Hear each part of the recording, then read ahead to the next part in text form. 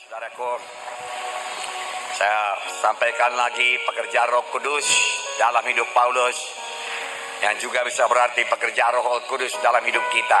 Karena Roh Kudus, Tuhan Yesus, saudaraku, tidak berubah. Apa yang dia kerjakan dahulu, dia kerjakan sekarang, saudaraku. Mari buka hati saudara, saya mulai. Saudaraku yang kasih dalam nama Yesus, minggu yang lalu kita telah melihat buah Roh Kudus yang pertama yang terjadi dalam hidup Paulus, yaitu kasih. Semua kita berkata kasih.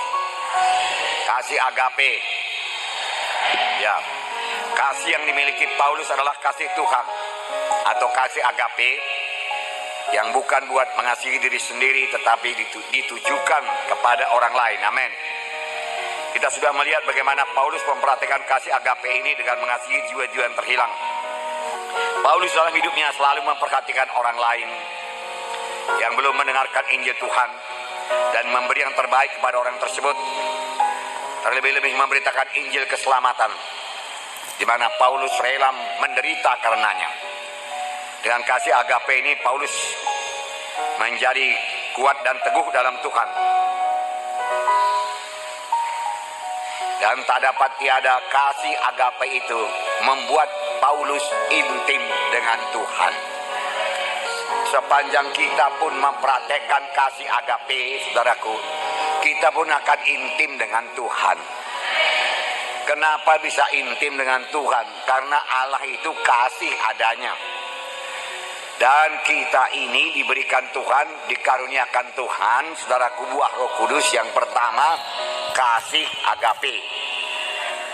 Namun kasih agape harus dipraktekkan. Pada waktu kita mempraktekkan kasih agape ini, menolong orang lain, memberkati orang lain, mengunjungi orang lain, membawa dia kebaktian, mengabarkan Injil, saudaraku, kita akan bertambah-tambah intim dengan Tuhan yang juga rindu mengabarkan Injil, yang mengasihi orang lain dan mau memberkati orang lain. Haleluya. Berarti Tuhan ada di pihak saudara. Dan kalau Tuhan di pihak saudara, siapakah lawan saudara? Maka saudara akan berkemenangan dalam dunia ini. Amin.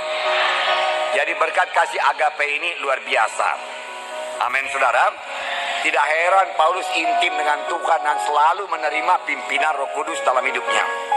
Roma 5:5 berkata, dan pengharapan tidak mengecewakan karena kasih Allah telah dicurahkan dalam hati kita oleh Roh Kudus yang telah dikaruniakan kepada kita. Roh Kudus dikaruniakan Tuhan kepada kita.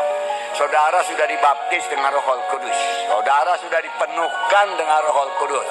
Beserta dengan kepenuhan Roh Kudus itu, kasih Allah pun sudah dicurahkan dalam hati saudara. Tinggal saudara mempraktekkannya saja lagi. Bertambah dipraktekkan, kasih itu bertambah berkembang. Bertambah dipendam secara bagi diri sendiri, kasih agape itu akan menciut, lama-lama hilang, dan kita menjadi orang yang egois, mementingkan diri sendiri saja.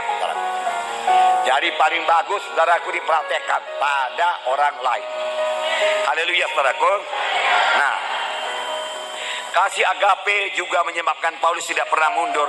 Walaupun begitu banyak aniaya yang dialami, kesukaran-kesukaran dia alami, halangan-halangan yang dia alami.